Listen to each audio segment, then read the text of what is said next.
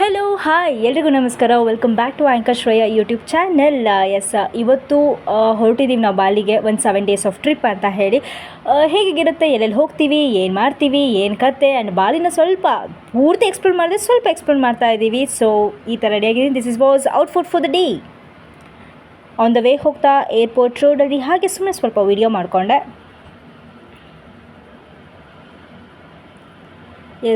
First entry ಆದ ತಕ್ಷಣ first luggage checking ಇರುತ್ತೆ.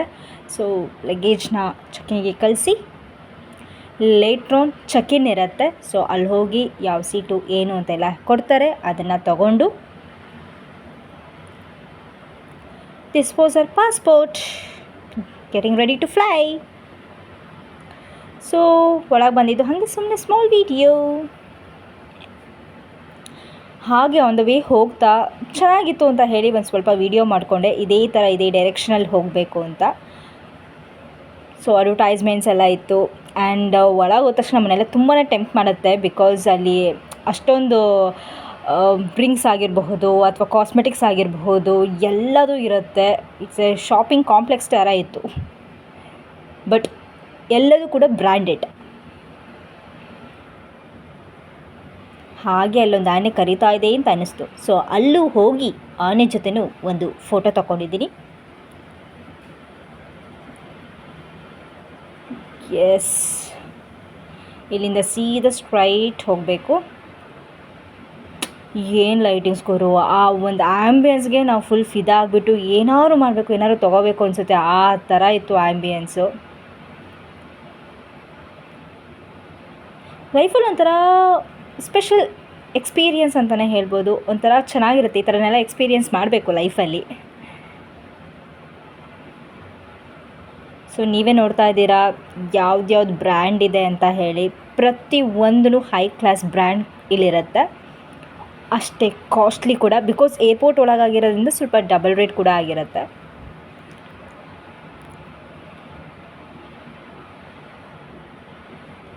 ಸೊ ನಮ್ಮದು ಇಲ್ಲಿ ಹೋಗಬೇಕಾಗಿತ್ತು D3.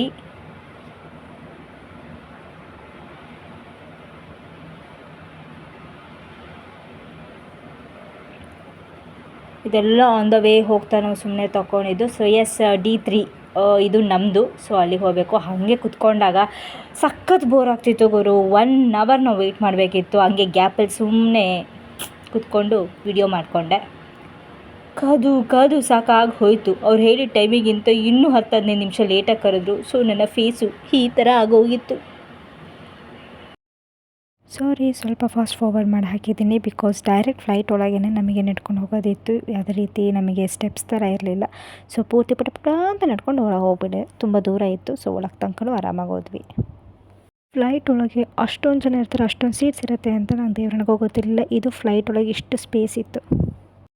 ಇದು ನೈಟ್ ವ್ಯೂ ಆಗಿತ್ತು. ಸೊ ನಮಗೆ ವಿಂಡೋ ಸೈಡ್ ಸೀಟ್ಸ್ ಇರಲಿಲ್ಲ. ಎಷ್ಟಾಗತ್ತೆ ಅಷ್ಟನ್ನು ಕ್ಯಾಪ್ಚರ್ ಮಾಡಿದ್ದೀನಿ ನಾನು.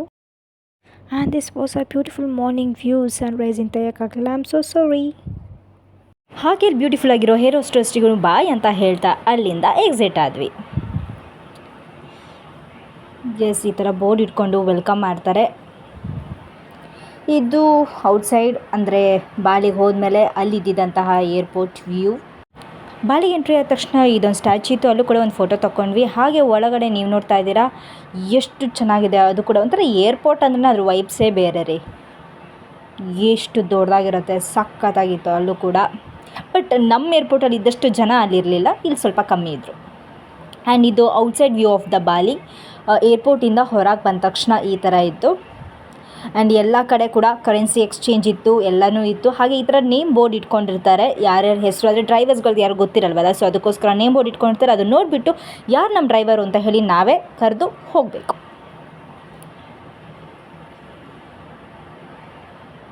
He was a driver. ಇದು ಹೊರಗಡೆ ಹಾಗೆ ಹೋಗ್ತಾ ಹೋಟೆಲಿಗೆ ಹೋಗ್ತಾ ಸುಮ್ಮನೆ ಹಾಗೆ ವೀಡಿಯೋ ಮಾಡಿಕೊಂಡೆ. ಏನೋ ಒಂಥರ ಚೆನ್ನಾಗಿತ್ತು ಅಂತ ಅನಿಸ್ತು. ಬಿಕಾಸ್ ತುಂಬ ಬಿಸಿಲು ಅಂತಲ್ಲ, ಒಂದು ಮಾಡ್ರೇಟ್ ಥರ ಇತ್ತು. ಆಮೇಲೆ ತುಂಬಾ ಬಿಸಿಲಾಗೋಯಿತು. ಓಕೆ ಅನ್ನಂಗಿತ್ತು ವೆದರು.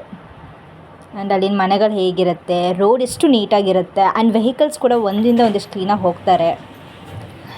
ಆ್ಯಂಡ್ ಇದಾಗಿತ್ತು ನಮ್ಮ ಫಸ್ಟ್ ವಿಲ್ಲಾ. ಆ್ಯಂಡ್ ಇದ್ರದ್ದು ಕೂಡ ನಾನು ವೀಡಿಯೋನ ಹಾಕಿದ್ದೀನಿ, ನೋಡ್ಬೋದು ನೀವು.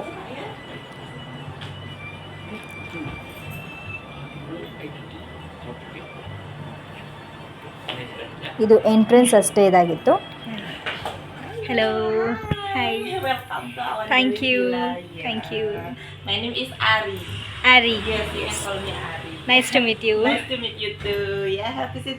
ಆ್ಯಂಡ್ ಆ್ಯಸ್ ಯೂಶ್ವಲ್ ಎಲ್ಲ ಹೋಟ್ಲಿಗೆ ಹೋದಂಗೂ ಇಲ್ಲೂ ಕೂಡ ವೆಲ್ಕಮ್ ಜ್ಯೂಸ್ ಕೊಟ್ಟರು. ಇದು ಆರ್ಗ್ಯಾನಿಕ್ ಅಂತ ಹೇಳಿಕೊಟ್ರು, ಒಂಥರ ಚೆನ್ನಾಗಿತ್ತು. ಸೊ ಅದಾದಮೇಲೆ ನಾವು ಅವತ್ತಿನ ದಿನ ಅಲ್ಲೇ ಇದ್ದಿದ್ದಂತಹ ಬೀಚಿಗೆ ಹೋಗಿ ಒಂದಿಷ್ಟು ಫೋಟೋಶೂಟ್ಗಳನ್ನು ಮಾಡ್ಕೊಂಡ್ವಿ. ಬೀಚ್ ಹತ್ರ ಈ ಥರ ಇದೆ.